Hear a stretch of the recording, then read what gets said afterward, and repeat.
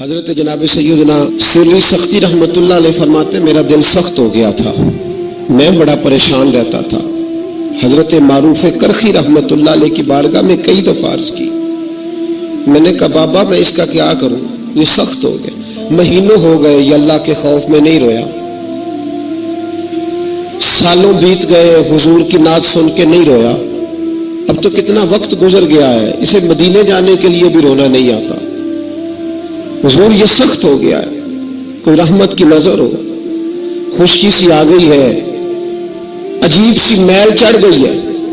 فرماتے کئی دفعہ میں نے خواہش کا اظہار کیا۔ ایک دن نا عید کا دن تھا تو حضرت معروف کرخی نے ایک چھوٹا سا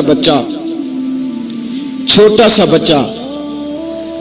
انگلی کے ساتھ لگایا ہوا تھا، تو حضرت آ رہے تھے تو میں نے کہا حضور آپ کدھر سے آ رہے ہیں، یہ بچہ کون ہے؟ فرمانے لگے یتیم ہے۔ سارے بچے عید والے دن اخروٹ کے ساتھ کھیل رہے تھے، بیچارے کے پاس اخروٹ کوئی نہیں، تو حضور آپ کیا کریں گے؟ تو حضرت معروف کرخی کہنے لگے پیسے تو میرے پاس بھی کوئی نہیں اخروٹ خرید کے دینے کے، میں یہاں سے کھجوروں کی گٹھلیاں چنوں گا، وہ گٹھلیاں بازار میں بک جاتی ہیں، میں یہ گلیوں سے گٹھلیاں چنوں گا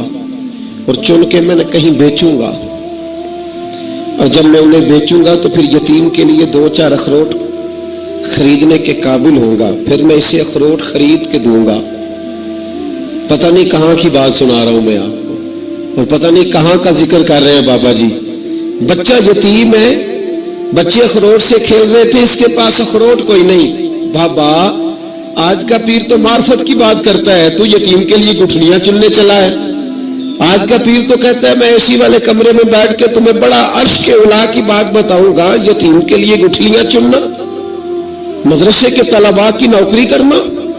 یتیموں کا، غریبوں کا، ان مجبوروں کا خیال کرنا، یہ تو رواج ہی نہیں ہے آج کا۔ بابا تو کیا کہانی سنا رہا ہے؟ تو حضرت معروف کرخی کہنے لگے گٹھلیاں چنوں گا، پھر انہیں بیچوں گا، پھر جب کچھ پیسے ملیں گے نا تو میں اسے اخروٹ خرید کے دوں گا، اور فرمانے لگے جب یہ اخروٹ سے کھیل کر ہنسے گا نا تو اللہ میرے دل کو سکون عطا فرمائے گا۔ میں گٹھلیاں چننے جا رہا ہوں، میں مزدوری کرنے تیری تلاش میں پھرا میں جنگل پہاڑ اور دشت میں۔ تو حضرت سری سختی فرماتے میرے گھر میں پیسے تھے، میں نے کہا حضور اگر یہ نوکری مجھے مل جائے تو میں غلام جو ہوا، اگر مجھے دے دے یہ نوکری تو میں نہ کر لوں؟ فرمانے لگے تو کر لے۔ فرماتے میں اس یتیم کو پہلے گھر لے گیا، وہاں سے میں نے پیسے لیے، پھر بازار لے گیا، کپڑے خریدے، اس کے لیے ٹوپی خریدی، پھر میں نے اسے 2 کھجوریں کھلائیں، پھر اخروٹ خرید کے دیے۔ حضرت سیدنا معروف کرخی کہتے ہیں اس کو میں نے چیزیں دے کے نا، وہ بچہ تھا، بچے ہی ہوتے ہیں، میں نے جب اسے اخروٹ دیے تو وہ دوڑنے لگا، میں بھی ہلکا ہلکا پیچھے چلنے لگا۔ فرماتے ہیں وہ جا کے بچوں کے گروہ میں مل گیا، وہاں درجنوں 20 بچے کھیل رہے تھے، وہ مل گیا، وہ کھیلتا رہا۔ آپ فرماتے ہیں لوگوں اس دن میرے رب نے میرے دل کو اپنے قرب کی لذت بھی عطا کی، اور میرا دل تھا میرے سینے پر ساری رات، تھا میرے سینے میں میرا دل، پر ساری رات میرے نبی کے قدموں کا طواف کرتا رہا ہے۔ اب نہ لگ گیا ہے، پاک ہوئے تے پاک بھی ملدا ہے، اے بنا پاکوں پاک نہیں ملدا۔ سادے وجود نو تون دے نالوں اکو تولا ٹکڑا دل دا، دل لگا کے، دل لگ جائے تو پھر وہ لگ جاتا ہے۔ آپ یقین کریں لگتا ہے تو مزہ دیتا ہے، اور جب تک لگتا نہیں پھر کوئی بھی کیف سرور حاصل ہے۔ امام زین العابدین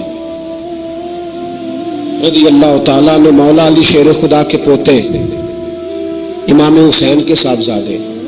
سیدہ پاک کی پیاری نسل، امام زین العابدین گھر میں نماز پڑھ رہے تھے، غور کرنا بات پہ، گھر پہ نماز پڑھ رہے تھے،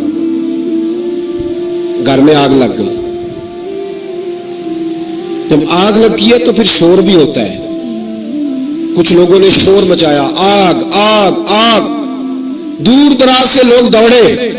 آپ کا ایک چھوٹا بچہ بھی پاس سویا ہوا ہے، آگ لگ گئی، شور ہو رہا،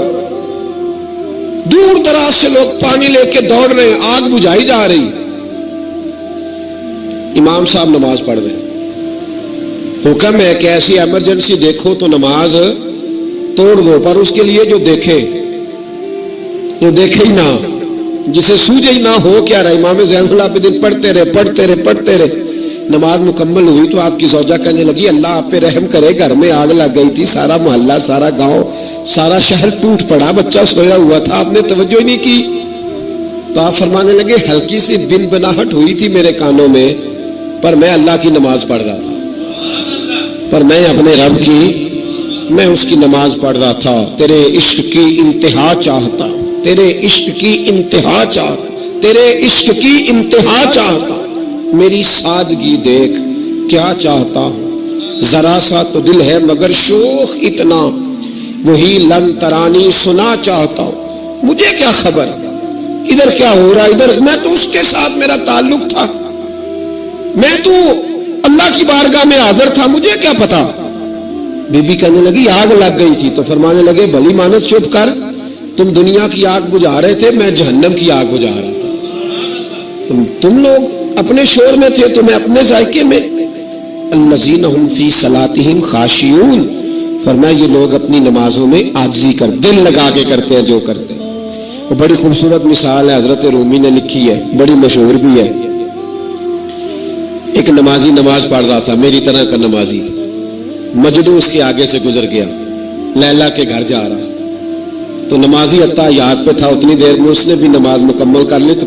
پیچھے سے جا کے مجنوں کا گریبان تھاما، کہنے لگا شرم نہیں آتی تجھے، مسئلے کا نہیں پتا،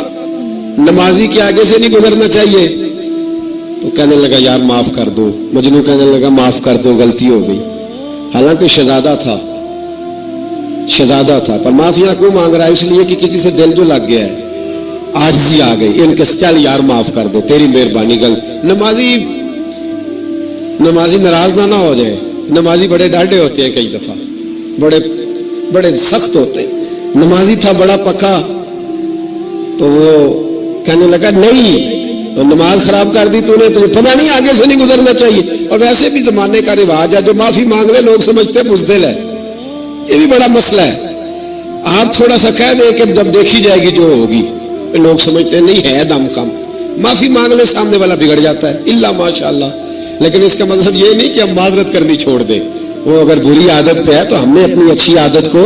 قائم رکھنا ہے، تو کہا جناب معاف کر دے، تو نمازی کہنے لگا نہیں تجھے عقل نہیں ہے، نمازی کے آگے سے نہیں گزرنا چاہیے، پھر مجنوں نے بڑی بات کر دی، پھر ایک عاشق نے عاشقوں والا جملہ بولا، پھر ایک محبت کرنے والے نے بڑی بات کی، کہنے لگا یار نمازی میں تو معافی مانگ رہا ہوں تو نہیں دے رہا، چل ایک سوال کا جواب ہی دے دے کہ میں تو عورت کے عشق میں جا رہا تھا، مجھے تو نظر نہیں آیا کہ تو نماز پڑھ رہا ہے، میں تو بی بی کے عشق میں تھا، مجھے تو نظر نہیں آیا، تو بتا تو رب کے عشق میں تھا